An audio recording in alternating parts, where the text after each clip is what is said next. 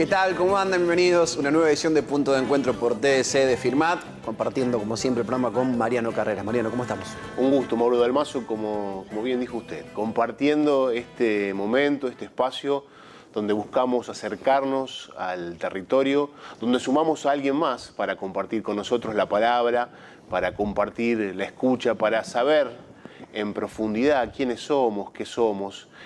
Uno se torna a veces reiterativo en esto de que no se puede querer lo que no se conoce. Entonces buscamos que este rato sirva para conocernos un poco más y a partir de esto ponernos en valor. Porque valor hay. El tema es que tenemos que prestar un poco más de atención. Si le parece, vamos con el primer invitado. No, eso era antes, con el invitado del programa. Único invitado del programa. Exactamente. En este programa vamos a recibir a Marcelo Rocha. Si ustedes ven la mesa, van a tener alguna referencia de que los libros le pertenecen. Los ha escrito de puño y letra todos él en su propia persona, seguramente con alguna colaboración, pero le vamos a pedir a Marcelo, porque sabemos que hay gente que lo está viendo y que lo conoce y hay gente que no lo conoce, que se presente, que le cuente a la gente de la región quién es Marcelo Rocha. ¿Cómo le va? Bienvenido. Hola Mariano, Mauro, bueno, es un gusto enorme estar acá. ¿Quién soy? ¿Qué pregunta? Sí, soy ese chico que nació en barrio Fredrickson, se trasladó al barrio La Patria, allí se crió en Firmat y bueno, forjó toda su infancia. Soy mi infancia, y si soy mi infancia, soy Firmat, soy todas esas personas que pasaron por mi vida. Y hoy, ¿quién es Marcelo Rocha? Además de eso que seguís siendo, obviamente. Hoy Marcelo Rocha es una persona que ha crecido de un modo humano, profesional, que ha construido una familia, que ha construido un lugar donde estar, un lugar donde trabajar, donde recibir a personas que sufren para escucharlas. Hoy Marcelo Rocha también sigue siendo ese niño que jugó en la plaza del barrio La Patria y que, bueno, tiene esa mirada sensible ante la vida. Lucho y trabajo para seguir siendo ese mismo. No perder la sensibilidad, digamos, es uno de los objetivos. Exacto, sí. Bueno, como psicoanalista, yo me formé como psicólogo, me fui a estudiar a Rosario. Ya terminada la secundaria, tuve una historia muy linda también, que todo nace en Firmat. Me fui a estudiar a Rosario, me formé como psicólogo, luego como psicoanalista me especialicé. Y mi sentido único como profesional es eso, es no perder la mirada sensible, esa que, insisto, que forjé aquí, que es la que me permite meterme en el mundo psíquico de cada paciente, comprender de qué sufre y, bueno, intentar ayudarlo. No hay nada más lindo que el trabajo que tengo. Claro. Recuerdo siempre decía Eduardo Galeano, ¿no? La recomendación para los periodistas principalmente, nunca pierdan la sensibilidad. El día que pierdan la sensibilidad dejan de ser periodistas. ¿Sentís que pasa, que son ahí medias hermanas las profesiones en ese sentido? Totalmente. Bueno, Galeano, Mariano lo sabe muy bien, es un autor que he leído muchísimo, del cual me he nutrido muchísimo, porque él dice algo muy lindo, él dice, somos historias. O sea, y yo le agrego, somos historias, somos deseos. Esto venido más del campo del psicoanálisis, entonces creo que esa mirada sentipensante, la lectura de Galeano para mí, insisto, fue fundamental, porque yo he leído a Freud, Lacan, he leído autores muy rigurosos, pero bueno, cuando llego y leo a Galeano digo, esto es lo mío. El Galeano que registra esas historias de vida cotidiana. Es decir, y estar siempre con la gente, entre la gente. Con la gente. No perder nunca ese contacto. Nunca. Mauro, si yo hay algo que aprendí, yo aprendí mucho de los libros, de la teoría, de mis maestros, pero yo aprendí mucho de la vida. Yo aprendí de mis amigos, los tengo que nombrar, del barrio La Patria, de todos mis amigos de la secundaria. Yo aprendí muchos de ellos. Aprendí mucho de mi trabajo, porque yo... bueno, ya mi historia es muy amplia. Ya de chico, yo a los 14 años empecé a trabajar y aprendí mucho de eso, del trabajo, de encontrarme con la gente. Cuando me fui a estudiar a Rosario tuve que seguir trabajando porque si bien fui a una universidad pública gratuita, que bueno, necesitamos defenderla, por eso siempre lo digo, tuve que trabajar. Entonces, el trabajo me ayudó mucho a a conocer, a entender a la gente, a poder escucharla, a poder de algún modo recepcionar sus historias, a un camionero, a una mucama, una persona de la vida cotidiana, poder escucharla me sirvió muchísimo. Y cuando llego a la lectura de Galeano digo, bueno, esto es lo mío. Y yo creo que desde ahí empecé a escribir. Desde ahí también es como que me enganché mucho en ese tipo de escritura por la sensibilidad, es decir, por esta idea del trabajo sentipensante. Claro. Y también una sensibilidad que has tenido en relación a la música, porque te gusta mucho la música y siempre, por lo que uno ha leído, por lo que uno conoce de tu labor, siempre también te has nutrido de las obras artísticas, de las canciones populares, para tener disparadores, para tener lugares donde poder pensar la infancia, donde poder pensar algunas problemáticas que atravesamos en la vida, y la canción como vehículo. Totalmente. Cuando yo escribo con música. Me gusta escuchar música. Bueno, el folclore es algo que lo llevo en la sangre por mis padres, mi familia que me ha transmitido esa herencia. Y a través de la música también he aprendido mucho. Yo escribo con música, trato de que las letras o, digamos, los párrafos que voy escribiendo tengan algún ritmo, que sean sencillos, simples, como si fuera una canción que vos te enganchás. Es todo un acto, es un trabajo que fui logrando con mucho tiempo. Y particularmente, bueno, uno de mis libros, Huellas y Marcas de la Infancia, es uno de los libros más pioneros en torno al tema de la música, porque ahí es donde, bueno, este gran cantante Víctor Heredia me dona una de sus historias del viejo Matías.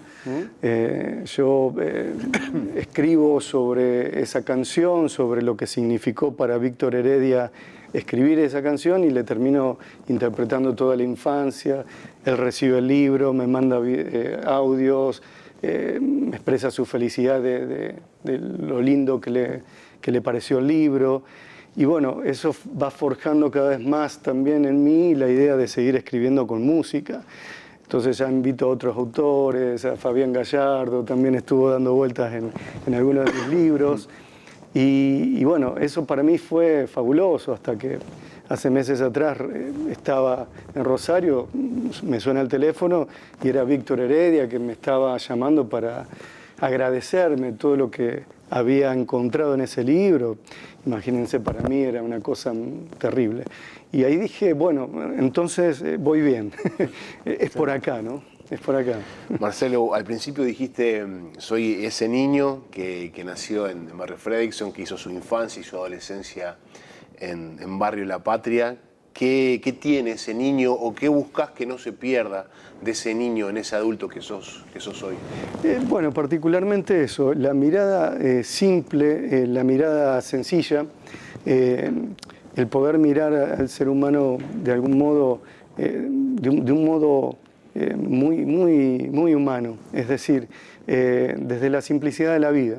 Eso es lo que siempre voy a llevar en mí, creo que eso es lo que no va a morir en mí. Y trabajo constantemente. Mi propia infancia, los juegos de la plaza, todo lo que hice, lo que me forjó, tiene que ver con lo que hoy soy y lo que no quiero perder. Y que no voy a perder, evidentemente, porque uno sabe que la infancia construye el inconsciente, y el inconsciente es lo que se repite a lo largo de la vida, a través de lo que somos, lo que hacemos, de lo que elegimos, de lo que sintomatizamos. Entonces, creo que en este acto de ser, bueno, sigo siendo ese mismo niño, y lo recupero constantemente, digamos, con un paciente adulto, con un paciente niño, con el cual me tiro al suelo a jugar. Casualmente, ayer me encontraba con un pequeño y nos tiramos al suelo a jugar y armamos una pista, y ahí recordaba yo también aquel entonces cuando armamos las pistas en... Tipo Escalectre. Exactamente, y hacíamos todo con una especie de maqueta, y el niño metiéndose ahí en una misma escena que compartíamos los dos, un niño de 2026. O sea, claro. Con esto estoy diciendo de que los niños, si nosotros le ofrecemos, digamos, un modo sensible de jugar y les donamos ese deseo de jugar, ellos lo toman. Entonces, creo que eso es lo que me caracteriza. De hecho, En el ámbito psicoanalítico me desenvuelvo con muchos colegas y ellos notan mucho esta cuestión más de barrio mío, ¿no? Es decir, esta cosa más de pueblo, de ciudad, pequeña, en donde, bueno, uno de algún modo ha forjado una forma de ser que intento de algún modo transmitir también en lo que hago, escribo y digo. ¿Y cómo decidís iniciarte o rumbear para el lado del psicoanálisis, de la psicología? ¿Cómo se da esa determinación de ese adolescente firmatense que tal vez tenía varios sueños, pero que bueno, estaban todavía anidando esos sueños? Esa es una linda historia. Es una historia que empieza en la escuela secundaria, donde fui, en la Pablo Tiscornia. En esta escuela pasa algo de que yo, bueno, empiezo a ser delegado del curso en quinto año. Yo era delegado del curso y solía defender a compañeros o luchar por causas justas y demás. A mí siempre me molestaron las injusticias, desde muy pequeño. Y eso ya empieza en el jardín de infantes, que yo recuerdo muy bien las cosas que me molestaban, que había compañeritos que le pegaban a otros, que eran más grandotes, que abusaban de su poder, y eso a mí me molestaba mucho. Y aparte de molestarte, ¿lo expresabas de alguna manera? ¿Lo transmitías? No, ¿Lo hacías saber? Es muy interesante tu pregunta. Yo era muy tímido, yo era muy introvertido. Me costaba a veces hasta para pedir ir al baño, para ir a la escuela, por ejemplo. O sea, era demasiado tímido, pero yo es como que grababa y observaba, ¿no? Ahí ya tenía algo de esta labor de psicoanalista. Todo esto obviamente me llevó a que durante mi crecimiento las injusticias siempre me molestaran. Hasta que llego, bueno, a la escuela secundaria, faltaban 4 meses para terminar la secundaria, voy a golpear la puerta de la vicedirección, me atiende Ani, la vicedirectora dice: Rocha, entre que le tengo que decir algo. Digo, me va a poner amonestaciones. ¿Y qué me tiene que decir Ani? Usted tendría que ser psicólogo, Rocha, me dijo. Y yo me quedé, ¿qué? Le digo. Yo en ese momento estaba entre la carrera de abogacía o bellas artes, porque me encantaba dibujar y dibujaba muy bien. Gracias a las huellas y marcas que dejó en mí la maestra Celia de dibujo, de aquí de Firmat. Yo estaba entre esas dos carreras. Cuando Ani me dice, usted tendría que ser psicólogo, le digo, ¿pero por qué Ani me dice eso? Y porque usted me sabe escuchar y usted me sabe convencer. Entonces yo me quedé con esa idea de usted me sabe escuchar. Claro. Al otro día pedí un libro de Freud a la hermana de un compañero mío que estaba estudiando psicología, la hermana de Walter Escoco, y consigo un libro de Freud y empiezo a leer Freud ahí sentadito en la vereda de mi barrio, leyendo a Freud. No entendía nada, lógicamente, pero yo estaba ahí con la interpretación de los sueños, leyendo a Freud antes de terminar, porque Ani había dicho de que veía en mí esta idea de ser psicólogo. Entonces, yo había leído poco en mi vida, yo no era un buen lector, y me lancé hacia Rosario, iba con las 2 papeletas para inscribirme en abogacía y psicología, la otra ya la había descartado, y terminé yendo a psicología. Esa es la historia del por qué hoy soy psicoanalista, porque, bueno, esto lo digo siempre. Yo doy muchas charlas para docentes actualmente y yo digo, ustedes no saben lo que hacen con sus alumnos. Claro. O sea, ustedes hacen más que enseñar una currícula, que transmitir conocimientos. Ustedes donan su vocación, porque lo que hizo Ani conmigo fue donar su vocación. Como ella amaba lo que hacía, me transmitió su vocación al decirme, usted vio algo en mí, y cuando alguien ve en vos algo, es muy importante. Así que, bueno, por eso estoy ahí. Yo lo hiciste saber, imagino. Bueno, no solo que se lo hice saber, sino que formó parte también de la historia de mi libro, Las marcas de la infancia. Claro. La llamo a Ani y le digo, Ani, te quería preguntar, ¿por qué vos decidiste ser docente? Ay, Rocha, me haces emocionar. Me decía, yo ya me jubilé. Bueno, pero contame. Y porque cuando yo era chiquita vivía en el campo y me encantaba dar clases, entonces yo le daba clases a los pollitos, a las gallinas, pero escribía en el pizarrón, me daba vuelta y ya se iban, entonces ponía sillas. Esa sería la escuela tradicional, las sillas. Claro. Lo otro es la escuela que hoy tenemos. Ven que todo esto yo lo uso para dar charlas a los docentes. Entonces dice, yo siempre amé mi vocación. Entonces ahí yo supe por qué ella me transmitió algo. Cuando uno ama lo que hace, Sí. transmite, digamos, de modo más fecundo algo en el otro. Entonces yo le digo a los docentes, o sea, ustedes no están para trabajar sobre el cerebro de un alumno. O sea, no le enseñan a cerebros, le enseñan a seres humanos con una historia. Y pueden modelar esas historias, pueden hasta torcer ciertos destinos. ¿Quién iba a decir que yo, un pibe que nació en el barrio Frickson de Firmat, iba a terminar siendo psicoanalista con 13 libros y, bueno, dando charlas a nivel internacional? Yo jamás me pensé esto, pero bueno, uno va construyendo. Claro, claro. ¿Y cómo fue el primer libro? Porque, digo, estudiaste en la UNR, te formaste, te recibiste, pero después empieza esto de empezar a escribir, de empezar a dar charlas, de empezar a tener distintas herramientas para vincularte con los demás, además del formato tradicional como podría ser el diván. Totalmente. Y empezás a hablar de discapacidad en el primer libro. Sí, bueno, eso es un camino muy, muy interesante. Yo empiezo la universidad y siempre, como les decía, me interesaban los temas sociales. Ya en segundo año de la facultad entré a trabajar, o sea, me ofrecí como voluntario para trabajar con niños en situación de calle. O sea, siempre me interesó las cuestiones sociales, entonces trabajaba de voluntario. O sea, yo lo que sí estoy tranquilo es que todo lo que me dio la universidad pública lo devolví, claro. Y con creces. Entonces, trabajé con niños en situación de calle. Después, al tiempo, se hace una reunión, me entero que en Firmat yo viajaba, porque trabajaba, volví a Firmat y trabajaba, me había armado como un reparto de mercadería. Entonces, viernes y sábado salía a repartir mercadería, vendía de todo productos como para ganarme un peso, y ya el sábado a la noche me volví a Rosario. Un día vengo a Firmat y me entero que había una reunión que la organizaba el área de discapacidad de la municipalidad. Hugo Perilli la organizaba, que estaba en ese momento como director de discapacidad. Fui a esa reunión y me cambió la vida. O sea, lo conocí a Hugo Perilli, que es como mi hermano el alma, ¿sí?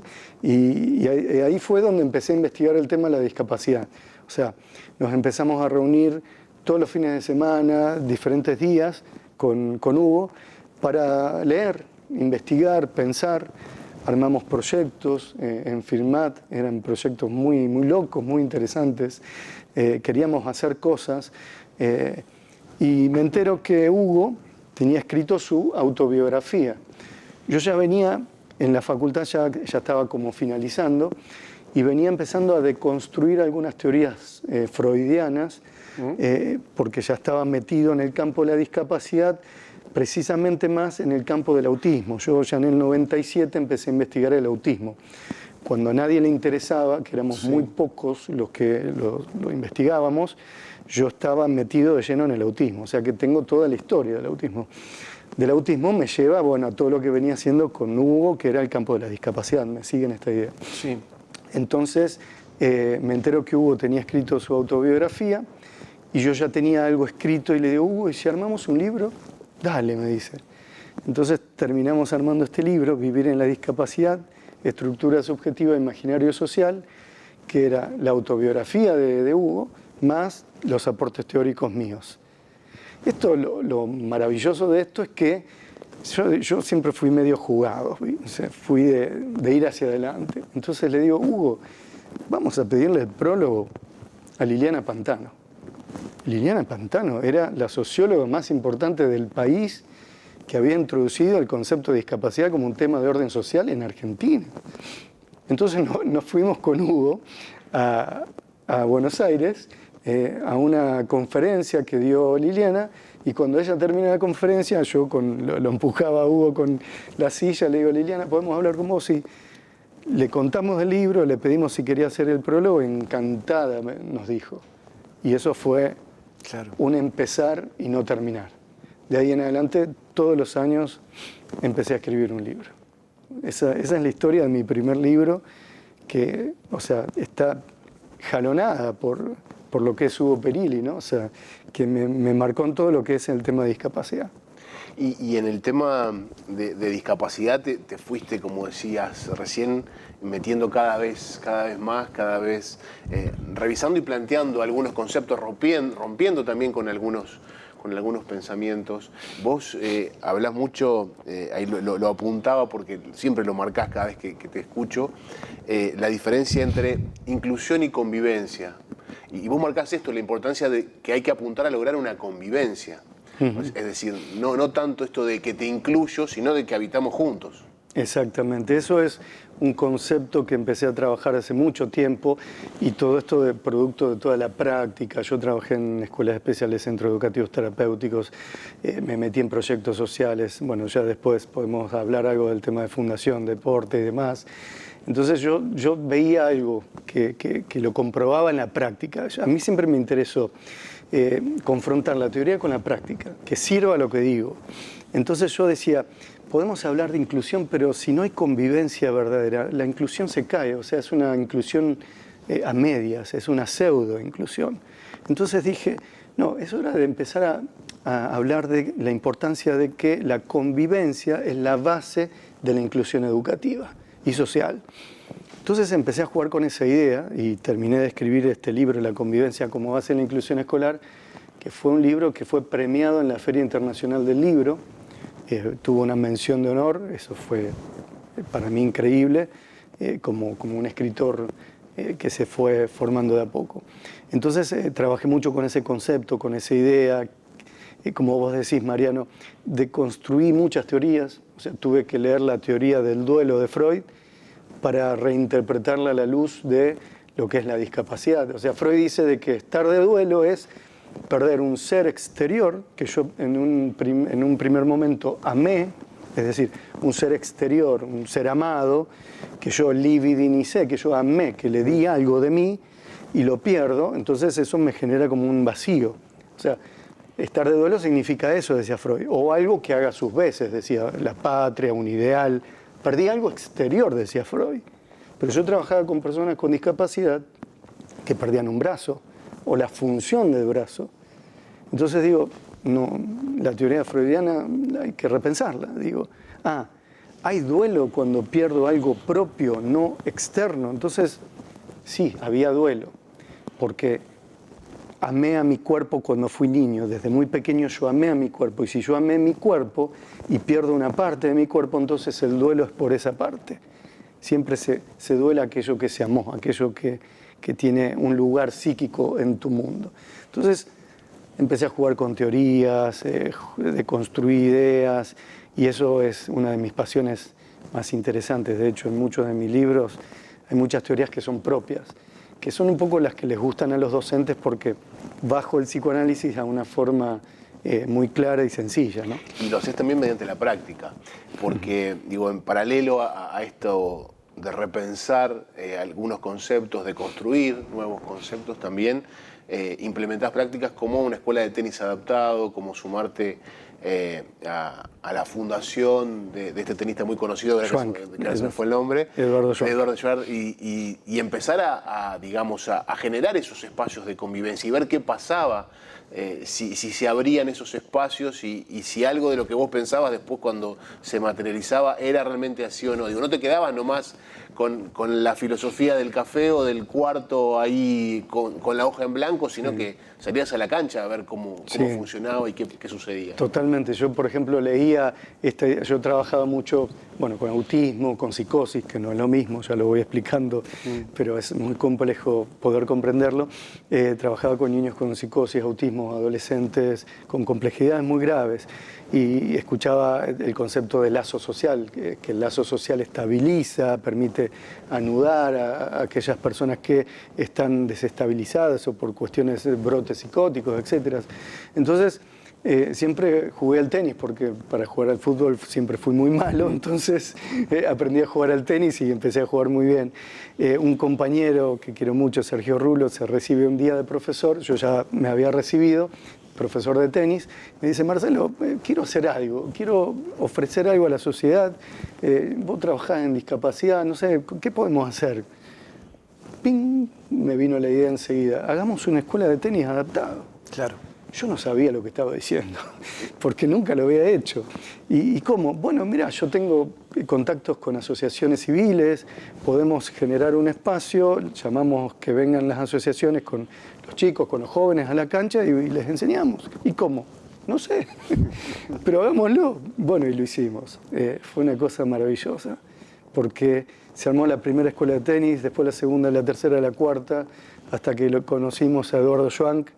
Era tenista de ATP, era top 10 en dobles, bueno, jugó Copa Davis y demás. Y cuando lo conocimos y le presentamos el proyecto, dijo: hagamos algo. Armamos una fundación. Y bueno, terminamos como 15 años armando escuelas de tenis, 14 escuelas de tenis adaptadas por diferentes partes de la provincia de Santa Fe, más de 200 jóvenes jugando en diferentes lugares, escuelas que se sostienen, bueno, aquí en Firma hay una, y eso fue maravilloso, porque de repente nos encontramos con un joven con autismo que llegaba a la cancha y se la pasaba estereotipando, o sea, o no agarraba la raqueta, se golpeaba, y de repente agarraba la raqueta y empezaba a jugar. Entonces, ahí vimos toda la nobleza del deporte en materia de todo lo que es terapéutico, social y demás. Todo esto ad honorem, lógicamente. O sea, por eso es que digo que creo que... ¿Y se percibe la evolución en el otro? Se percibe muchísimo, Mauro, se percibe muchísimo, porque el deporte genera lazo, genera identificación, genera grupalidad, genera la posibilidad que las familias se reencuentren, y todas estas son las cuestiones que faltan en la vida de las personas con discapacidad, el qué hacer.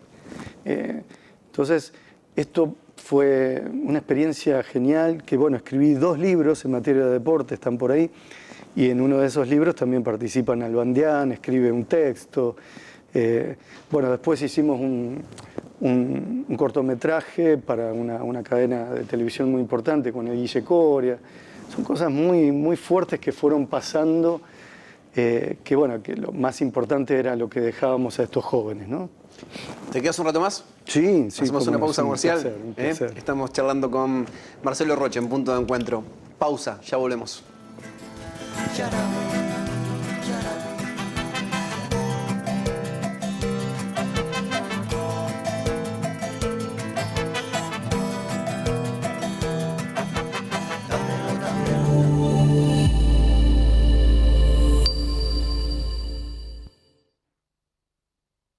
Mutual Anfac, soluciones pensadas para vos. Billetera virtual, préstamos personales, cambio de valores, salud, seguros, ahorro y muchos servicios y beneficios más. Con nueva casa central en Alcorta y filiales en Firmat, San Gregorio y Peirano, acompañando a más de 20.000 socios desde hace más de 16 años. Mutual Anfac, la diferencia es ser socio. Encofir te brinda seguridad y confianza. Emergencias médicas las 24 horas, traslados, visitas domiciliarias, enfermería y consultorio médico virtual. Con Encofir 100 te ofrecemos cobertura nacional e internacional. Cuidamos a tus hijos a través de nuestro servicio de pediatría y también te brindamos el 50% de descuento en farmacias. Contamos con cobertura para establecimientos y áreas protegidas. Encofir, una empresa que sabe lo que hace.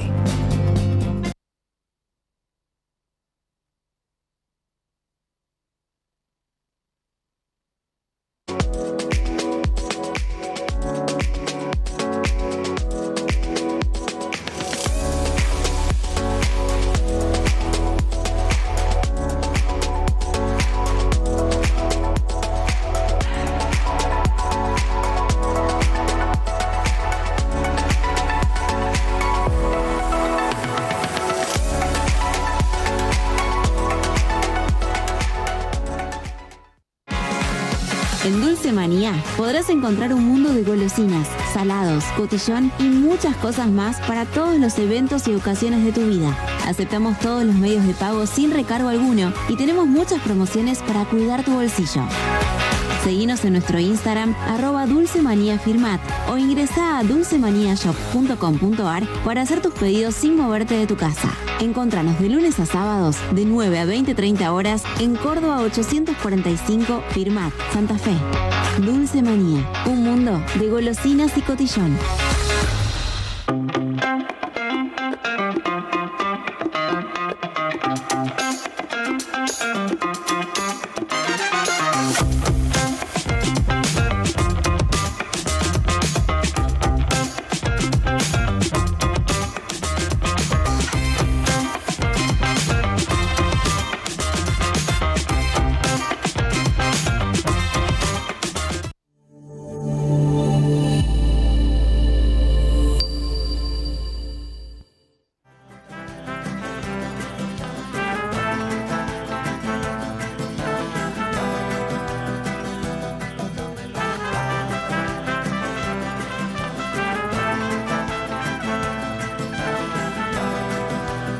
Nuevo bloque de Punto de Encuentro, seguimos charlando con Marcelo Rocha. Exactamente, y bueno, tenemos muchas cuestiones que nos quedan ahí por querer abordar con él. Y hablábamos de discapacidad, y en esto de buscarle vueltas al tema y de poder profundizar en espacios de convivencia, también empezaste a pensar en lo que era la orientación vocacional, que es un tema que abordaste, pero en relación no solo a todas las personas, sino también a las personas discapacitadas. ¿Cómo llegás a eso? Bueno, eso fue también algo muy lindo. Yo ingreso a trabajar en la Universidad Nacional de Rosario en el 2005, invitado por un colega, Sergio Enrique. Trabajé 5 años en el Servicio de Orientación Vocacional Ocupacional. Y como conocían que yo trabajaba con personas con discapacidad, y empezaban a llegar algunos adolescentes, jóvenes que terminaban la secundaria con algún tipo de condición de discapacidad en la universidad, me eran derivados esos casos a mí, entonces yo trabajaba con ellos y empezaba a investigar. Empecé a generar algunas hipótesis en torno a la elección vocacional en personas con discapacidad, qué elegían, por qué, cómo y demás, y empecé a plantear algunos escritos en congresos nacionales de orientación vocacional. Luego me di cuenta, digo, pero no llegan personas con discapacidades graves acá. Y a mí siempre me gustó lo complejo. Claro. Entonces digo, bueno, si no llegan acá, voy a ir hacia donde están ellos. Entonces me acerqué a un centro educativo terapéutico en Casilda, ofrecí esta idea de armar un espacio de orientación vocacional y creé el primer taller de orientación vocacional en jóvenes con discapacidades graves, ¿sí? Me refiero a jóvenes con pluridiscapacidades, psicosis, etc. Generé una experiencia de varios años que terminó materializándose en un libro, porque yo dije, hay posibilidad. O sea, estos jóvenes que de repente no han elegido qué hacer por su propia condición discapacitante pueden hacerlo, porque la experiencia me llevó a poder mostrar esto. Entonces escribí ese libro. Todos esos libros tienen prólogos de autores que son hiper reconocidos, que yo no podía creer que me dieran, que le dieran importancia a este trabajo. Y realmente parecía que venía bien, por eso me decían que sí. Entonces, bueno, este libro es uno de los únicos, yo diría, a nivel mundial, en lo que es orientación vocacional y discapacidad. ¿Cómo se da esa conexión, digamos, en una persona con una discapacidad grave, de saber qué es lo que puede llegar a hacer, digamos, o lo que es capaz de hacer? Bueno, la experiencia nos mostró de que a ellos les faltaban, tenían pocos haceres en su vida. Es decir, sí, nosotros elegimos lo que queremos ser o hacer porque resignificamos las experiencias anteriores. Es decir, todo lo que les conté que me pasó a mí, bueno, tiene que ver con las experiencias de vida. Si las personas con discapacidad no viven experiencias significativas, ¿cómo van a elegir? Entonces, este proyecto tenía que ver con poder acompañarlos a salir a la sociedad, a construir experiencias que les permitan resignificar en la práctica lo que querían hacer. Y fue increíble. Bueno, un joven se terminó haciendo un curso de auxiliar de profesor de tenis y se recibió. un joven que era impensado que pueda estar estudiando y demás. Otros jóvenes de repente trabajaban como asistentes de mozo en bares, jóvenes con psicosis muy graves. Otros también hacían pasantías en escuelas ayudando a docentes.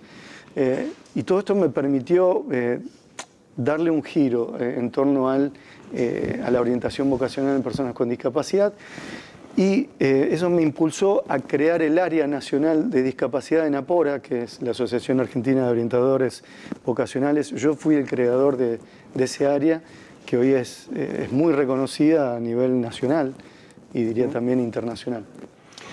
Marcelo, ¿qué es lo que te lleva a escribir? ¿Qué es lo que te lleva a que esas inquietudes, esas investigaciones terminen después en un libro? Porque vas conectando los temas, pero a la vez también vas hurgando en temas nuevos. ¿Por qué eso termina siendo un libro? Digo, probablemente hoy hasta te lo soliciten o te digan, che, vamos a hacer un libro, pero eso fue un camino. ¿Qué es lo que vos tenías en ese niño adentro que decía, esto hay que dejarlo plasmado en una publicación? Bueno, en principio debo decir de que yo era un desastre en lengua. Yo no era bueno en lengua, yo tenía todo el cuaderno rojo en lengua. Esto lo quiero aclarar para aquellos que creen que no se puede. O sea, tampoco que es una limitante, digamos. Claro, tampoco vamos a romantizar de que el todo podés, porque eso es una cuestión aparte que podremos indagarla con más detenimiento. Pero, y que está de moda ahora. Y que está de moda y es peligrosa. Es peligrosa. El todo vos podés, vos sos libre de todo. Porque me retiro de las responsabilidades. Bueno, podemos hacer una lectura de esto, hay que tener mucho cuidado, porque realmente hay personas con severas dificultades sociales y contextuales que realmente no pueden, o sea, y hay que decirlo, yo tuve suerte. Pero bueno, lo que me lleva a escribir yo creo que es la pasión por el saber. Yo cuando era chico también me gustaba crear, inventar, y entonces todo eso lo transformé en escritura. Como era un desastre en lengua, es como que fui rebelde también a eso y digo, no puede ser. Y me rebelé y aprendí y sigo aprendiendo porque todo el tiempo estudio y trabajo en eso. Pero después que escribí este primer libro, eso me llevó a seguir escribiendo otros. Porque se me ocurrió una idea nueva y las ideas que se me ocurrían eran porque aparecía la creatividad. Yo creo que esa creatividad de ese niño que jugaba solo en las siestas del barrio La Patria, de su casa ahí. Ese es el mismo niño que habita en mí que hoy escribe, ¿no? Y que de repente me aparece una idea. Voy a Bariloche con mi familia, damos una vuelta por el circuito chico, voy a comprar una artesanía a un artesano y me dice, le digo, qué lindo este reloj de madera, es muy lindo, le digo. Me dice, no, es de hongo yao yao. ¿Cómo hongo yao yao? Esto es madera. No, es un hongo. ¿Pero y por qué? Empiezo, ¿y por qué? ¿Por qué? ¿Por qué? Porque hay un hongo acá en Bariloche que parasita los árboles y si los parasita les produce nudos tumorosos, yo los corto y hago el reloj. Y todo eso me lleva a decir, che, pero esto es Freud, es la teoría de la defensa psíquica de Freud. Y el artesano me miraba y me decía, ¿qué? No, explícame. Y yo, o sea, así escribo, ¿no? De este modo. Y terminé armando la teoría del yao yao psíquico. O sea, cómo a través de un hongo y una planta podemos comprender de qué modo de repente a vos te pasa algo, tenés un trauma, y ese trauma, ¿sí?, lo exteriorizas en una conducta o en un síntoma. O sea, de algún modo, como la planta, el psiquismo se defiende, ¿se entiende? Entonces, bueno, tantas cosas que me llevan a pensar teorías y reinventar, y bueno, yo creo que escribo desde ahí, Mariano, me haces ver esto, que tiene que ver con ese niño que inventaba. Por eso no me gusta el hecho de reescribir lo que ya está escrito del mismo modo y decirlo, como a modo de resumen, sino que me gusta inventar. Entonces, cada libro mío tiene los rostros de la vida sobre el diván, los 3 rostros psíquicos que habitan en un ser humano, el rostro real, que muestra nuestras diferencias, el rostro psíquico que se transparenta, se oculta o se disfraza, y el rostro imaginario, que ya Borges contó, dice, a mí no me gusta ser el Borges que todo el mundo conoce, ese rostro imaginario que construyeron en mí no me gusta, ¿se entiende? El rostro imaginario es eso que, digamos, creemos ser en base a la forma en que hemos sido tratados y hablados por los demás. Entonces lo escribí ahí. Y bueno, la pasión por el escribir creo que viene de ahí. Y bueno, todas las cosas que tuve suerte que me fueron pasando. Que hablara con Víctor Heredia, que me diga que sí, que Liliana Pantano, que Hugo me llevara a escribir. Pero lo fuiste a buscar. No es que vos estabas sentado en la plaza escribiendo y te tocaban el hombro y te decían Marcelo. No, vos fuiste también el que fue construyendo el camino, el que fue al encuentro. Y vos te programa ya a punto de encuentro y nosotros siempre preguntamos, bueno, encuentros que te van marcando y vos los has ido mencionando, varios de ellos. Vos has ido al encuentro, no te quedaste sentado esperando. Yo no me quedé sentado, esto hay que decirlo. Yo siempre tuve esta actitud, digamos, la pulsión de vida, diríamos, desde el psicoanálisis. La pulsión de vida, la pulsión de muerte es lo que irremediablemente te va frenando, ¿no? Pero la pulsión de vida, el deseo, eso es lo que me llevó a la búsqueda. Y fui encontrando. Y en este encuentro me encontré con maestros. A mí me han pasado cosas increíbles, si me permiten, debo decirlo. O sea, una de las cosas más lindas que me pasó a nivel profesional es yo estando escribiendo, bueno, primero antes que eso, aclarar, haber encontrado la mujer que hoy me acompaña en mi vida y que, bueno, hace que yo pueda seguir siendo, ¿no? O sea, y haber construido esa familia. Vanina, esto para vos, gracias a vos soy lo que soy, pero bueno, en definitiva yo estaba escribiendo mi libro, Huellas y Marcas de la Infancia, y estaba leyendo un libro de un maestro que es Juan David Nacio, uno de los psicoanalistas más importantes del mundo, discípulo de Lacan. Esto ya te genera como una impronta de respeto, de honor terrible. Entonces, yo estaba leyendo el libro de él, ¿por qué repetimos siempre los mismos errores? ¿Tá? Los seres humanos repetimos los mismos errores, es decir, sintomatizamos y repetimos errores, por más que uno va al psicoanalista para tratar de dejar de repetir de algún modo un síntoma. Entonces yo lo leía y digo, esto tiene que ver con las marcas de la infancia, ya le había pedido, prestado a Víctor lo suyo. Entonces digo, Juan David Nacio tiene una historia hermosa de su infancia, que es cuando él era chico, que ya soñaba con ser alguien importante y cómo eso lo jalonó a ser lo que fue. Entonces digo, yo le tengo que pedir esto a él. Bueno, por esta cuestión de buscar y de ser uno como inquieto, consigo el teléfono, salgo un día de mi consultorio, voy a la telecabina, yo digo, yo llamo, no tengo nada que perder. Llamo por teléfono y escucho, ¿aló? La piel se me puso de gallina, digo, a ver, Nacio me estaba hablando, ¿aló? Digo, hola, sí, doctor Nacio. Sí, el mismo, que vio que hablaba en español, entonces empezó a hablar en español. ¿Qué desea? Entonces le cuento rápido, sí, pero estoy ocupado. Entonces, cuénteme, me decía, yo tenía segundos para contarle. Le conté mi intención de tomar esa historia de él para llevarla a mi libro. Me parece maravilloso, me dijo, pero quiero que me envíe un libro.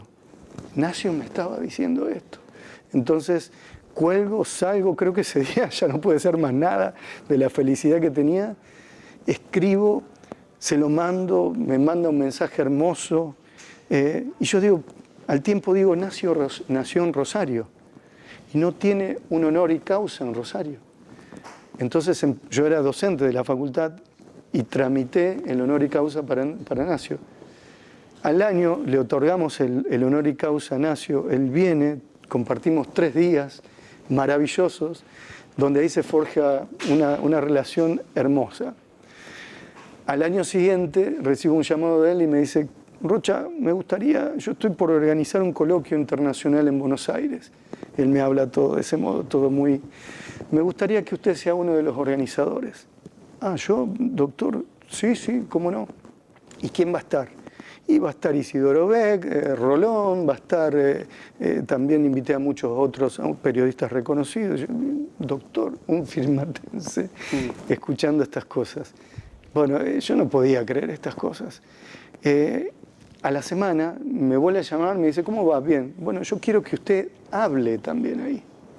Bueno, ese fue uno de los honores más grandes que hacen que hoy yo ya tenga una relación muy linda con el doctor Nacio, que es mi maestro. Es un ser extremadamente sensible que te enseña a entrar al psiquismo humano con tu propio inconsciente, con tu propio ser, sentir lo que el otro siente, ¿sí? sin empatizar de un modo, digamos, mundano, sino psicoanalítico, y transformar el dolor del sufriente. Esto para mí ha sido maravilloso porque, bueno, en mi libro Los rostros de la vida sobre el diván, él me aporta un pequeño extracto. Y bueno, actualmente estoy desarrollando un proyecto muy importante que no lo puedo contar todavía, pero bueno, ustedes van a ser los primeros que se van a enterar. Ah, muy bien. Bueno, lo vamos a tener en cuenta eso después. Yo quería preguntarte, Marcelo, también por algo que vos haces ahora con frecuencia, que es una herramienta más de tu trabajo, que son las charlas. De ir al encuentro de docentes, de ir al encuentro también de adolescentes, de adultos, de padres, para tratar de ayudarlos a tener una apertura en la mirada, para tratar de ayudarlos a poder después en algún ámbito decir eso que los traba, eso que los obstaculiza en su día a día. Pero digo, el hecho también de ir ahí, a ese encuentro persona a persona, donde, bueno, seguramente se generan un montón de cosas y donde, bueno, a medida que pasa el tiempo también te requieren más. ¿Por qué pensás que sucede eso? Bueno, en principio, yo cuando empecé a escribir, no escribía tanto para el campo docente. Yo empecé con una editorial que es una UNR, después me pasé, digamos, a una editorial que es Labor de Editor, y al tiempo empiezo a escribir con Homo Sapiens. Entonces el director de esta editorial muy reconocida me dice, me gustaría que empieces a escribir más para docentes, porque mi público es docente. Entonces yo empiezo a escribir, ahí me meto en el campo docente. Bueno, mis dos hermanas son maestras de nivel inicial, y ahí empiezo a escribir, y eso me lleva también a dar cada vez más charlas en el campo de congresos de docentes, como psicoanalista, hacer aportes a la educación.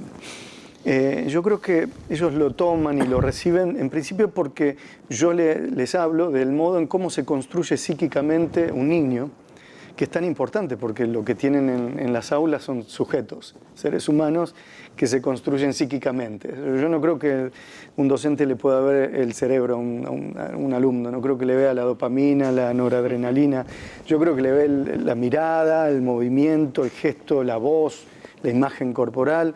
Entonces, todas estas cosas me llevan a empezar a escribir y a hablarles a los docentes de cómo aprenden los niños subjetivamente, a través del deseo, a través de la imagen del cuerpo.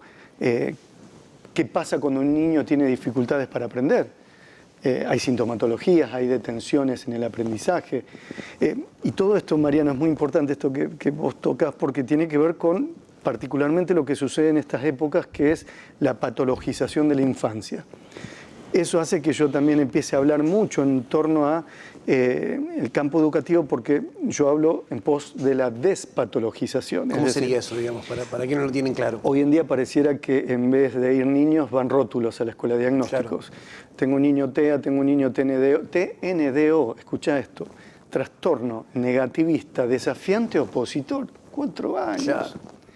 En nuestra época, Mariano, en nuestra época no... Mauro, en nuestra época no existía el diagnóstico de hiperactividad, recuerden, éramos inquietos, tenían hormigas en la cola, pero no estaba el diagnóstico de hiperactividad. Eso es un invento, digamos, del manual psiquiátrico de DSM-5. Entonces yo empiezo a hablar de la despatologización. ¿Qué es esto? A la escuela no van diagnósticos, o sea, son alumnos. Que tengamos que saber lo que les pasa, qué les sucede, está muy bien, pero no los podemos rotular. Entonces, eso tiene que ver con la despatologización. Cada vez se patologiza más a la infancia. Hoy pareciera que todos los niños tienen TEA, o sea, el tema del espectro del autismo, esto es un gran problema. Cada vez más cantidad de niños caen en esto. Hay niños que no tienen. Yo escribí un libro que se llama Semillas de Infancia en la Escuela, los diagnósticos de TEA bajo la lupa, porque creo que muchos diagnósticos no están bien dados, muchos, no digo que todos. Entonces, esto es lo que me lleva a hablar mucho en el campo docente. La despatologización es esto, es que tengamos que pensar que son niños que están creciendo y como lo hace una semilla, todo niño también tiene derecho a seguir germinando, ¿no? Claro, y ya etiquetarlo en ese contexto, con esa edad, ya genera algo negativo. La etiqueta lo que genera es, yo te tomo a vos por lo que dicen que tenés. Claro. no por tu forma de hablar, tu forma de moverte, tu forma de ser, o tu simplicidad, tu historicidad. Cuando hablamos de etiquetas es porque ya la etiqueta se le pega a la frente del niño. Entonces el niño es visto por eso. O sea, no es lo mismo decir tengo un alumno TEA que decir tengo un alumno con autismo. O sea, primero tengo un alumno. Es una persona. Es una persona. Y esto es fundamental en torno de infancias. Por eso creo que yo escribo mucho en relación a infancias, porque trabajo mucho en esto de la despatologización. Los diagnósticos actuales nos preocupan. La hiperactividad, TNDO, esto que te conté, la hiperactividad, el director del manual DSM-3 y 4, son los manuales a través de los cuales se clasifican, ¿sí?, psiquiátricamente a niños y adultos. El director del manual DSM-3 y 4 hoy es el principal crítico del manual DSM-5, que es el que existe actualmente. ¿Se entiende? Entonces, un ex director de estos manuales está diciendo, ojo, porque hay un crecimiento exponencial de las patologías. Antes, si vos podías estar de duelo meses, que era lo normal. Vos perdés un ser querido, estás de duelo. Hoy, si estás de duelo más de 3 semanas, sos depresivo. O sea, la hiperactividad, la cantidad de niños rotulados como hiperactivos ha crecido de un modo tan exponencial que nos tiene que hacer interrogar por qué también hay tanta cantidad de venta de medicamentos en torno a eso. Y ahí es donde, no lo digo yo, sino que lo dice Allen Frances, las empresas farmacológicas tienen su cuota de que esto esté creciendo también. Vos decís algo habitualmente en relación a la niñez y en relación a la adolescencia, que esas etapas, esos estadios siguen siendo tal cual como eran tiempo atrás. Lo que cambió fue el contexto. Es decir, vos transitas una niñez, transitas una adolescencia como la transitamos nosotros, como la puede transitar un niño hoy. Lo que cambió es todo lo que lo rodea, desde la carátula que te ponen hasta la aparición de la tecnología a un montón de otras cuestiones.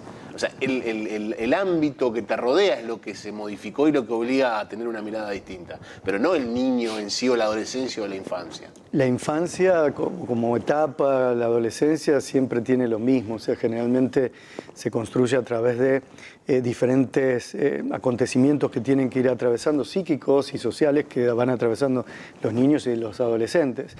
Es así, o sea... Discúlpame, vos arrancaste diciendo, estaba jugando con un chico con una pista como cuando yo era niño, es decir, cuando entraron en la misma escena, los dos estaban siendo niños iguales del mismo modo. ¿Por qué? Porque usamos lo mismo, la fantasía, la imaginación, el deseo. Eso no cambia.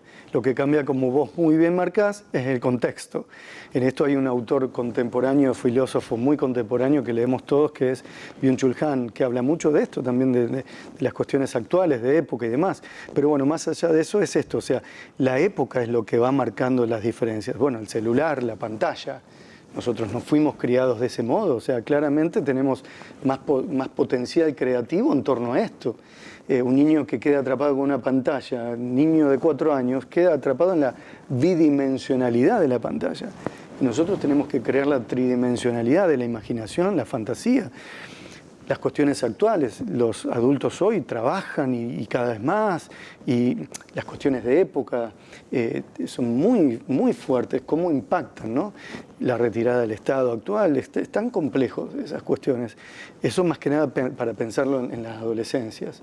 Todas estas situaciones que suceden con los adolescentes es porque el adolescente hace un llamado al otro adulto que lo tiene que, digamos, que tiene que ser una garantía.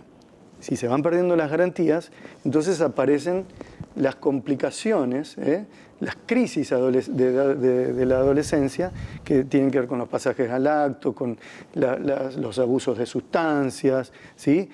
Todas estas cuestiones complejas que vamos viendo hoy también. Entonces, ¿qué pasa? Sí, perdón. Sí, no hay que echarle la culpa al adolescente, tenemos que pensar el contexto por eso. Y en esto lo que, termino de responder lo que decías, tiene que ver con que, bueno, tanto la adolescencia como la infancia tienen sus características, siempre hay que verlo en contexto. ¿Qué pensás en relación a esto que venimos mencionando a lo largo de la charla, que es el asombro, que es la creatividad?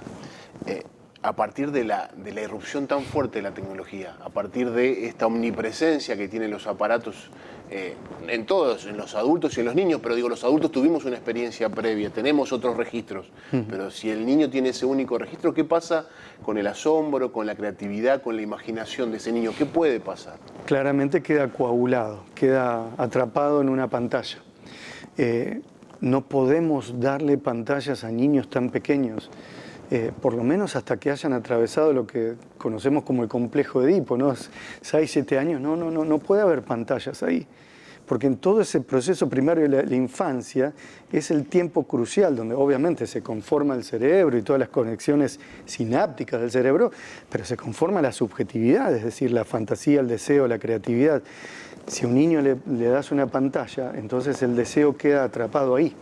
Y el deseo siempre se satisface porque nunca hay un fin. En la pantalla siempre te propone, sigamos jugando, sigamos.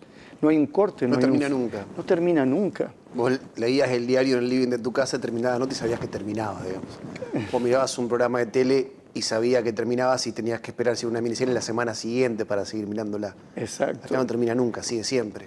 Mira, totalmente. Me hiciste acordar cuando mi viejo me llevaba a pescar un ratito más. No, basta. Claro, ya se hizo de noche, terminó. Claro. O sea, sabemos que hay niños que no paran y están totalmente tomados por esto. Y eso genera, mucha cantidad de diagnósticos mal dados de TEA. Tienen que ver con niños que han tenido pantallas desde muy chiquitos, niños que han nacido en pandemia. Ahí está la cuestión social. El otro, la pantalla te quita la posibilidad de jugar. O sea, antes de ayer fui a un bar, a mí me gusta observar mucho, por eso escribí El arte de la crianza, porque me iba a los bares, esto empezó en el sur, siempre viajo mucho al sur, entonces iba a los bares y observaba a los padres, ¿no? Y a sus hijos. Entonces, hace un par de días atrás les decía, veía a 2 chicos jugando, no estaban jugando, estaban los dos cada uno con su celular y sus madres todos charlando, y ellos dos estaban uno al lado del otro, pero con la pantalla. No hay interacción, no hay juego. Esto, a ver, el tema de las pantallas, todos los adultos ya sabemos lo iatrógeno que son. Sí. El tema es preguntarnos por qué los adultos seguimos gozando, digamos, de seguir dándoles y no generar un corte en esto. O sea, ¿qué pasa con los límites? O sea, es un gran tema de época. Los límites es un gran tema de época. Muchos niños que recibo en consulta son niños que les faltan límites claros, porque después eso lo reproducen en la escuela y en otros lugares.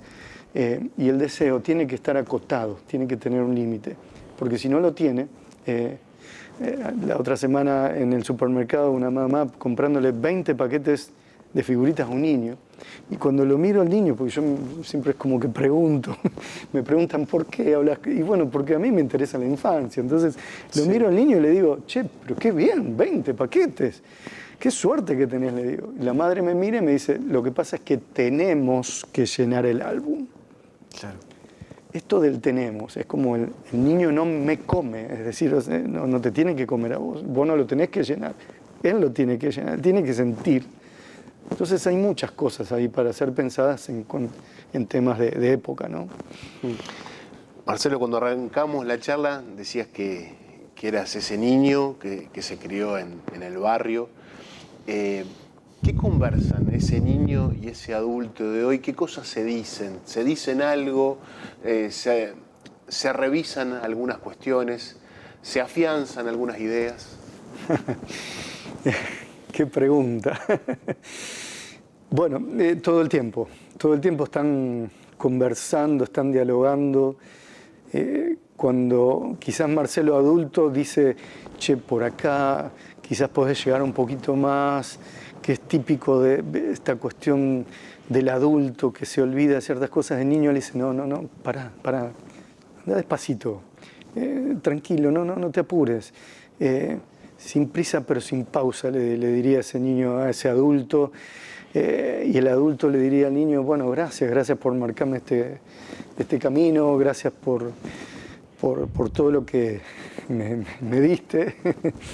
Y claramente creo que es eso, ¿no? Es decir, el niño también miraría al padre y le diría, gracias papá.